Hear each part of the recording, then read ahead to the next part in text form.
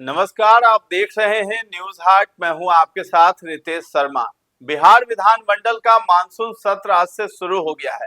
कार्यवाही शुरू होने के साथ ही विपक्ष के विधायकों ने नीट पेपर लीक को लेकर हंगामा करना शुरू किया और केंद्रीय शिक्षा मंत्री धर्मेंद्र प्रधान के इस्तीफे की मांग की। स्पीकर के समझाने के बाद विधायक शांत हुए।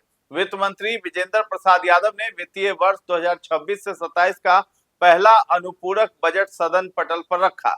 87,383 करोड़ रुपए का बजट जो है पेश किया गया है। स्कीम मद में 57,077 करोड़ रुपए, वेतन पेंशन में 32,265 करोड़ रुपए, सेंट्रल स्कीम मद में 39.48 करोड़ रुपए खर्च किए जाएंगे।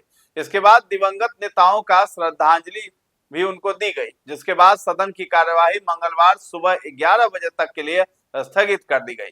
नीतीश कुमार के बेटे और स्वास्थ्य मंत्री निशांत कुमार आज पहली बार विधान परिषद पहुंचे। वो पोर्टिको में विपक्ष के विधायकों के बीच फंसे दिखे। दरअसल निशांत कुमार का आज जन्मदिन भी है। जैसे ही वो विधानसभा पहुंचे तो जदयू के विधायक उनका स्वागत करने लगे, बधाई देने लगे। इसी दौरान पोर्टिको में विपक्षी विधायक प्रदर्शन कर रहे थे, उन्होंने भी निशांत को बधाई दी है। विधान परिषद में सभापति ने एमएलसी को बोलने को कहा, तभी निशांत अचानक खड़े हो गए। सभापति ने कहा कि निशांत जी बोलेंगे। स्वास्थ्य मंत्री ने कहा कि मेरा पहला दिन है, मुझसे भूल हुई हो तो क्षमा करें। सदन में हम लोगों का प्रदर्शन बेहतर हो, हम एक टीम की तरह काम करें। मैं युवाओं से कहना चाहूंगा कि सदन में आए तो इसकी गरिमा बनाए रखें। 20 साल में हमारी सरकार ने शिक्षा, रोजगार, मजदूर, युवा सभी के लिए काम किया। सम्राट चौधरी जी के नेतृत्व में बिहार को आगे ले जाना है। सबसे पहले सभापति महोदय को मेरी तरफ से प्रणाम है। आप सभी सदस्यों इस सदन में मौजूद आप सभी सदस्यों का अभिनंदन करता हूं, स्वागत करता हूं। सदन में हम लोगों का प्रदर्शन खासतौर उन सदस्यों के लिए जो पहली बार चुने हैं बेहतर हो, हम लोग एक टीम की तरह काम करें।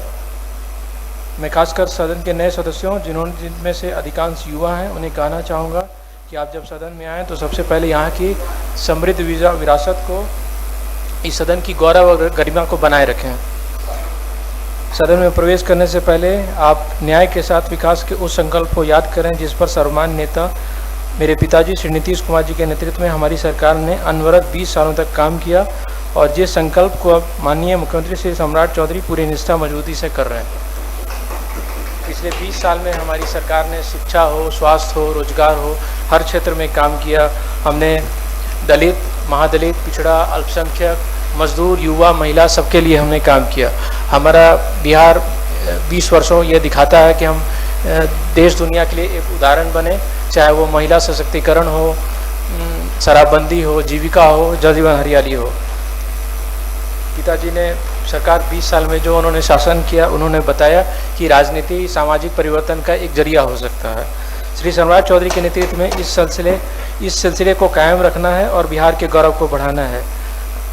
हम लोग सदन में हों, सदन के बाहर हों, हमें एकता के साथ काम करना है और जो 20 साल में जो मेरे पिताजी ने किया उसे हमें बढ़ाना है।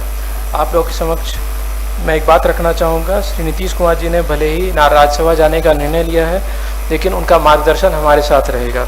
हमारा गठबंधन, हमारी सरकार प्रधानमंत्री श्री नरेंद्र मोदी जी और केंद्र सरकार तो सहयोग हमें मिल ही रहा है। ऐसे में कोई कारण नहीं कि हम लोग विकसित और समृद्ध बिहार न बने।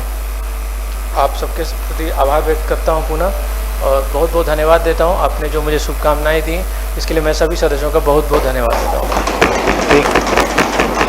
तो निशांत कुमार के परिषद में खड़े होने के पहले ही सभापति ने नीतीश कुमार को अर्जुन और निशांत को अभिमन्यु बताया था। इधर सदन की कार्यवाही शुरू होने से पहले भी विपक्ष के विधायकों ने धर्मेंद्र प्रधान के इस्तीफे की मांग को लेकर पैदल मार्च किया। विधानसभा परिसर में पोस्टर के साथ नारेबाजी भी की। नीट पेपर लीक को लेकर विपक्ष के विधायक जो हैं विधानसभा पोर्टिको में प्रदर्शन करते हुए दिखाई दिए। नरेंद्र मोदी हाय हाय, धर्मेंद्र प्रधान हाय हाय के नारे भी लगे। नीट छात्रों के हत्यारे शिक्षा मंत्री धर्मेंद्र प्रधान इस्तीफा दो, पेपर लीक से छात्रों की आत्महत्या की जवाबदेही तय करो, नई शिक्षा नीति 2020 को रद्द करो जैसे स्लोगन वाले पोस्टर लेकर विपक्ष के विधायकों ने खूब प्रदर्शन किया। NEET paper leak, mob lynching मामले को लेकर विपक्ष ने पोर्टिको में प्रदर्शन किया। सम्राट सरकार के 100 दिन इसी मानसून सत्र के समय पूरे हो रहे हैं। 15 अप्रैल को सम्राट चौधरी ने शपथ ली थी।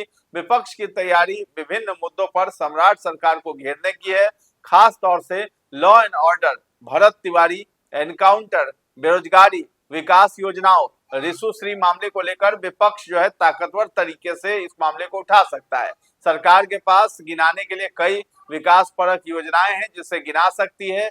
महालेखा परीक्षक से प्राप्त रिपोर्ट भी सदन के पटल पर अब आगे की कार्रवाई में रखा जाएगा। तो फिलहाल इस खबर में इतना ही। न्यूज़ 8 के साथ बने रहें और अभी तक हमारे चैनल को आपने सब्सक्राइब नहीं किया है तो जरूर कर लें। धन्यवाद।